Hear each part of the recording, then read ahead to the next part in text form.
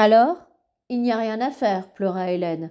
Si monsieur Yann dit qu'il ne faut pas perdre courage, il dit que ça bouge. Ça bouge? Oui. Le réseau est en effervescence depuis quelques mois. Je suis tenue au secret. Je ne devrais pas te le dire, mais tant pis. Qu'est-ce que ça veut dire? Il va y avoir une révolte? Quand? Avant les combats d'hiver? Bart, réponds-moi. Je ne sais presque rien, Hélène. On me confie quelques petites choses parce que je m'appelle Cassal et que je suis le fils de mon père, mais j'ai 17 ans, tu comprends? Pas 60 comme Yann. Si j'apprends quoi que ce soit, je te le dirai. Promis. Promis. Il avait lancé ce mot à la manière de Milos sans l'avoir voulu. Hélène posa son front dans le creux de son épaule. Il était tellement grand. Il lui caressa doucement la tête. Il ne faut pas désespérer, Hélène. Quand ça allait très mal, il paraît que mon père avait l'habitude de dire, pour réconforter tout le monde, « Ne vous en faites pas. Le fleuve est avec nous. » Ils se retournèrent et virent la quiétude des eaux sombres, dentelées çà et là de remous étincelants. Sur le pont royal, au loin, les voitures glissaient dans le silence de la nuit tombante. Chapitre 6. Les hommes chevaux. Quand il entendit frapper 3 petits coups à sa porte, Bartholoméo pensa tout d'abord qu'il s'agissait de Milena. Leur rencontre nocturne était fréquente et n'avait d'ailleurs de secret pour personne. Il tendit le bras vers sa montre et constata étonné qu'il était 5 heures du matin. Qu'est-ce qui lui prenait de venir le rejoindre dans sa chambre à cette heure? D'ordinaire, c'était plutôt le moment où elle regagnait la sienne. Il se leva en bâillant et entr'ouvrit la porte. Monsieur Yann, les mains dans les poches de son lourd par-dessus, et coiffé d'un bonnet à fourrure, devina sa surprise. Il esquissa un sourire. « Habille-toi chaudement et viens. N'allume pas le couloir, je t'attends en bas. » Bartholoméo, sans songer à discuter, acquiesça et referma la porte sur lui. Il mit son manteau, ses bottes, et jeta sa longue écharpe sur ses épaules. Yann se tenait dans la pénombre, au fond du restaurant. « Viens, on va passer par les cuisines. » Afin de ne pas réveiller toute la maison avec l'ascenseur, ils empruntèrent l'escalier de service et suivirent au sous-sol un couloir que Bartholoméo ne connaissait pas. Ils sortirent par une issue de secours qui donnait sur une ruelle à l'arrière du bâtiment et parcoururent une centaine de mètres dans la nuit. Yann s'arrêta devant une porte de garage à 2 battants. Il l'ouvrit avec une grosse clé. « Où est-ce qu'on va » demanda Bartholoméo en découvrant la voiture. « On va faire un petit tour. Tu ne connais même pas la région, je parie ? Aide-moi, s'il te plaît. » Ils poussèrent à 2 la lourde berline hors du garage, puis tout au long de la rue. À l'angle, ils sautèrent à bord et glissèrent en roue libre dans la pente jusqu'à l'avenue qui longeait le fleuve. Là seulement, Yann fit tourner la clé de contact pour démarrer le moteur. Ils roulèrent 1 kilomètre environ avant d'obliquer sur le pont royal. La lumière jaune des phares anima d'ombres vivantes les 10 cavaliers de bronze et le dernier, gigantesque, sembla vouloir abattre sur eux son épée menaçante. Comme ils traversaient les faubourgs endormis, Bartholoméo caressa des doigts le cuir souple des sièges et les chromes du tableau de bord. « C'est la première fois que tu montes dans une panhard » demanda Yann. « C'est la première fois que je monte dans une voiture » répondit Bartholoméo. Yann lui jeta un coup d'œil étonné. « Je suis arrivé à l'internat dans un car quand j'avais 14 ans et j'en ai pris un autre de nuit à 17 quand nous nous sommes enfuis avec Milena » expliqua le garçon, « mais c'est tout. Peut-être que j'ai roulé en voiture quand j'étais petit, mais je ne m'en souviens pas. »« C'est vrai, pardonne-moi, » s'excusa Yann. Le jour pointait quand ils atteignirent la campagne et les champs baignés de brume. Bientôt, l'horizon s'agrandit devant eux. Yann regarda plusieurs fois dans son rétroviseur et ralentit progressivement. Bartholoméo se retourna. Au loin, une voiture noire ralentissait aussi. Il lui sembla que 2 hommes l'occupaient. « Ils nous suivent, » soupira Yann. « Ceux de la phalange ? Oui. Ils vous suivent souvent ? Ils essaient, mais je les repère. Alors je leur fais faire une centaine de kilomètres sur les chemins les plus boueux que je trouve. J'achète un poulet à un paysan et je rentre. Ils sont furieux. J'adore ça. » Bartholoméo ne s'attendait pas à ce genre de facétie de la part du gros homme qu'il ne connaissait que placide et réservé. « Donc on va acheter un poulet à un paysan. Non, je ne t'ai pas réveillé à 5 heures du matin pour ça. Je vais tâcher de les semer. » Ils continuèrent à rouler à faible allure pendant une bonne demi-heure. Derrière eux, la voiture noire calquait sa vitesse sur la leur et restait à distance à la sortie d'un virage. Ils débouchèrent sur un croisement. Alors Yann accéléra brutalement, fonça tout droit et disparut au bout de la ligne droite avant que ses poursuivants n'aient le temps d'arriver. Avec un peu de chance, ils vont croire que j'ai bifurqué. La manœuvre réussit parfaitement et ils ne virent plus la voiture. Nous allons chez les hommes chevaux, reprit Yann, un peu plus détendu. On les appelle aussi les bourrins. Tu as déjà entendu ce mot-là ? Bartholoméo revit aussitôt surgir devant lui la silhouette massive de Basile, avec ses cheveux en épi et son long visage mal dégrossi. Qu'avait-on fait de lui ? On ne l'avait tout de même pas laissé mourir dans son cachot. Je vais te raconter ça, soupira Yann. Nous avons tout le temps. Il reste une bonne heure de route. Il alluma un cigare et entr'ouvrit la vitre de sa portière pour souffler la fumée. Bartholoméo trouva que l'odeur n'était pas si désagréable. Il se sentait bien, serré dans son manteau, à regarder défiler le paysage d'hiver derrière les vitres de la voiture. On ne sait pas précisément d'où ils viennent, commença Yann. C'est un peu comme une grande famille qui aurait toujours été là. Ils sont peut-être 100 000 en tout dans le pays. Ils ont en commun d'être courageux, durs au mal et costauds, comme des buffles. Seulement, ils sont incapables d'apprendre à lire et à écrire.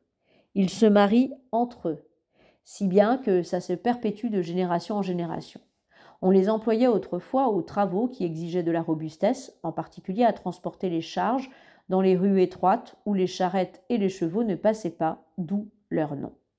Mais ne crois pas qu'ils étaient méprisés. Au contraire, on admirait leur force et leur loyauté. Beaucoup de gens trouvaient même une certaine noblesse dans leur manière de rustre. Tu peux comprendre ça ? Je le comprends. Je l'ai éprouvé en observant Basile. Il avait l'air buté, mais il était tellement généreux. J'avais l'impression qu'il aurait pu mourir pour me livrer cette lettre. Ce n'est pas une impression, je te jure qu'il l'aurait fait. Quand on confie une mission à un homme cheval, il est prêt à y laisser sa vie. Et c'est justement pourquoi ceux de la phalange ont voulu les avoir avec eux quand ils ont pris le pouvoir. Tu parles d'une aubaine, 100 000 brutes, prêtes à tout démolir dès qu'on leur en donnerait l'ordre. Ils avaient juste oublié une chose, laquelle ? C'est que si les hommes chevaux ont besoin d'un maître, ils aiment bien choisir ce maître. Et si naïfs qu'ils soient, ils ne choisissent pas n'importe lequel. Ils ont refusé de servir la phalange comme un seul homme. On les dit balourds, mais ils savent où se trouve le bien et le mal. Ton père a été chargé d'établir le lien avec eux. Je n'étais qu'à moitié d'accord. Je trouvais qu'il n'était pas la bonne personne, qu'il était trop impénétrable et ombrageux, alors que son primaire est très affectif. Mais il s'est passé cette chose étonnante. Ils l'ont adoré et ils lui ont fait une confiance immédiate et totale. Bref, ils se sont alliés à la résistance. Ça leur a coûté cher. On a beau être fort, on ne peut rien contre des hommes armés. Beaucoup ont été tués. Les autres arrêtés et traités comme des animaux dans les prisons. Quand tout a été fini, la police de la phalange a passé un marché avec leur chef qui s'appelait Faber et sur qui ils n'avaient jamais pu mettre la main. On relâcherait tous les hommes chevaux prisonniers contre sa capitulation publique. Ce Faber avait été choisi comme chef par ses frères chevaux, non parce qu'il était le plus intelligent ou le plus sage, mais tout simplement parce qu'il était le plus fort d'entre eux. Ceux de la phalange n'imaginaient pas que le malheureux tomberait aussi facilement dans le piège, et dès le lendemain, les gardes ont eu la surprise de voir se présenter au portail un immense bonhomme sans cou, avec de grands yeux doux, des yeux de cheval, qui leur a dit « Bonjour, je suis Faber, je me rends ». Le pauvre bougre avait cru bien faire. Il ne se doutait pas qu'ils allaient l'humilier. Ils l'ont attelé à une charrette, sur laquelle se sont installés une dizaine de dirigeants de la phalange. Il a dû les tirer tout seul, torse nu, dans les rues de la ville, sous les rires et les moqueries. Mais je croyais que les gens respectaient les hommes chevaux. La plupart, oui, mais on s'est rendu compte qu'il y avait beaucoup de partisans de la phalange. Ils s'étaient bien cachés jusque-là, et ils sortaient de l'ombre maintenant que leur combat était gagné. Ils se sont déchaînés sur Faber avec la cruauté qu'on les lâche quand ils n'ont plus rien à craindre. Dans la rue, qui monte vers l'immeuble de la Phalange, quelqu'un l'a même coiffé d'un chapeau avec des oreilles de cheval. On lui a craché dessus, on l'a injurié, on l'a traité de bourrin, et le nom est resté. Il a tout supporté sans se révolter, tout.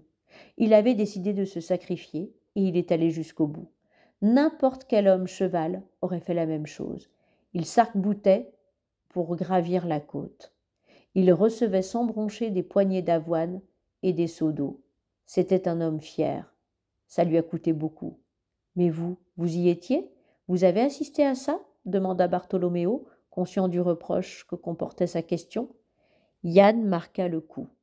J'ai vu passer la parade depuis ma fenêtre, comme des milliers d'autres, et j'ai eu honte de ne rien faire.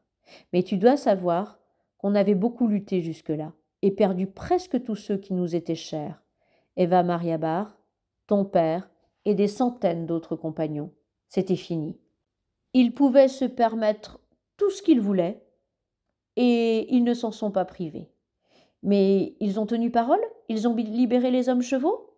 Des mois plus tard, une fois sûrs qu'il ne restait personne à qui ils pourraient obéir. Mais ils ont dû en vouloir à mon père. C'est lui qui les a entraînés dans ce désastre, non? Il ne raisonne pas comme ça.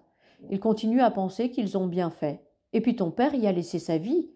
On n'en veut pas un martyr. Et Faber, ils l'ont relâché, lui? Oui, mais l'humiliation l'a marqué.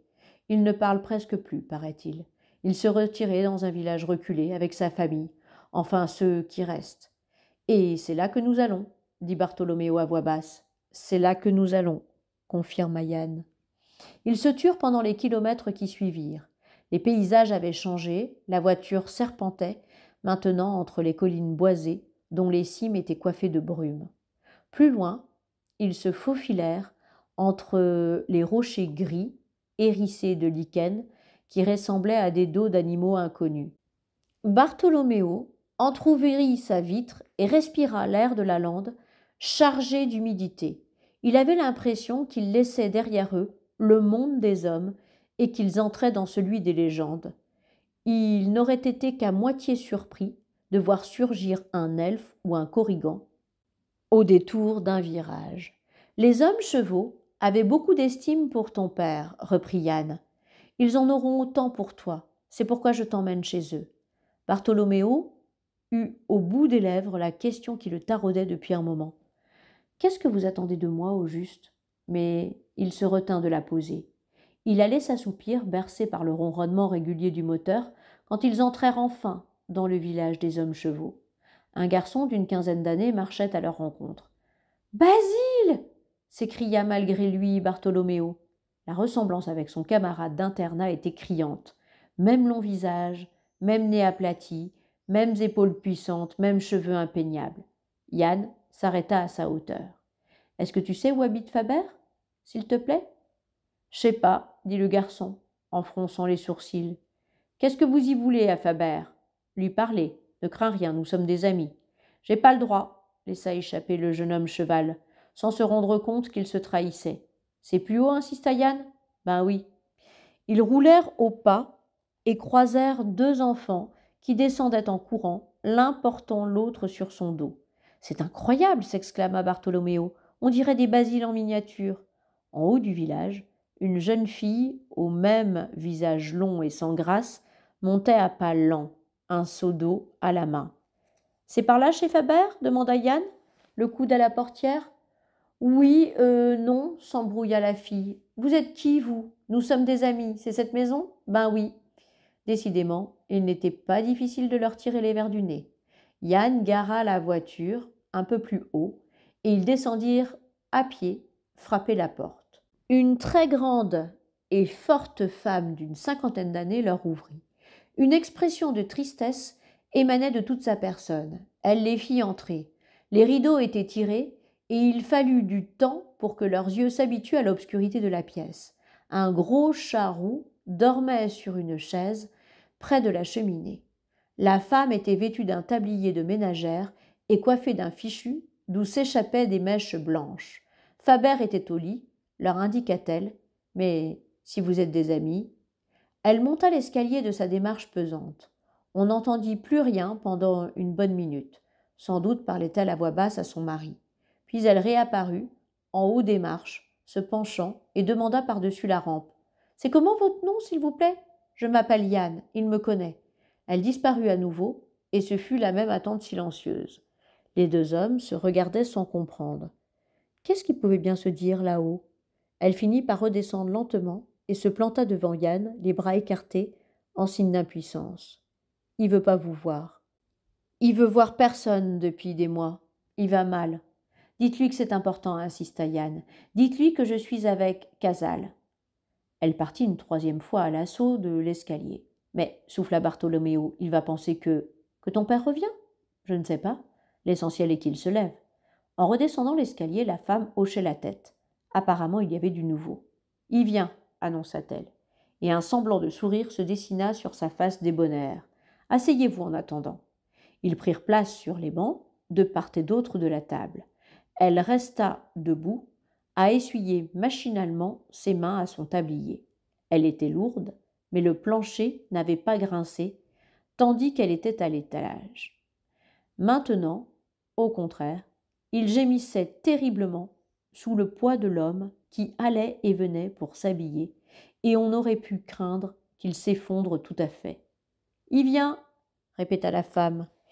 Il y eut le choc sourd d'une chaussure échappée, quelques pas, et deux pieds gigantesques se posèrent sur les premières marches. Deux jambes interminables les suivirent, et quand Faber s'inscrivit tout entier dans l'ouverture de l'escalier, Bartholoméo en eut le souffle coupé. Jamais il n'avait vu un être humain aussi massif. Le torse en particulier était 2 fois plus épais que celui d'un homme normal.